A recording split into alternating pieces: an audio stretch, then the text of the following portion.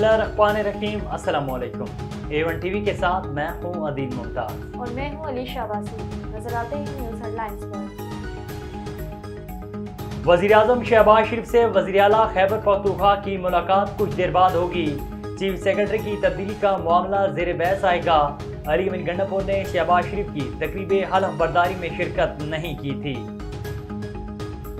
मुज़ाकरात पर यकीन रखते हैं दरवाजा बंद नहीं किए जाएंगे। चेयरमैन पीटीआई बैरिस्टर गौहर ने कहा कि इनसे मुज़ाकरात करें जिनका हर कदम हमें दूर लेके जा रहा है। इलेक्शन कमीशन ने 23 हलकों में ज़िमनी इंतखाबात का शेड्यूल जारी कर दिया। कागजात नामजदगी 16 से 18 मार्च तक जमा होगी। वोटिंग 21 अप्रैल को होगी। कौमी असम्बली की 6, पंजाब असम्बली की 12 सीटें शामिल हैं। कराची में नाट नाजिमाबाद से लापता दोनों बच्चे मिल गए, वालदा ने तस्दीक कर दी। A1 टीवी के न्यूज़ स्टूडियो से फिलवक्त इतना ही। मजीद खबरों और अपडेट्स के लिए देखते रहिए A1 टीवी। A1 टीवी, सब पे नजर, अंदर की खबर।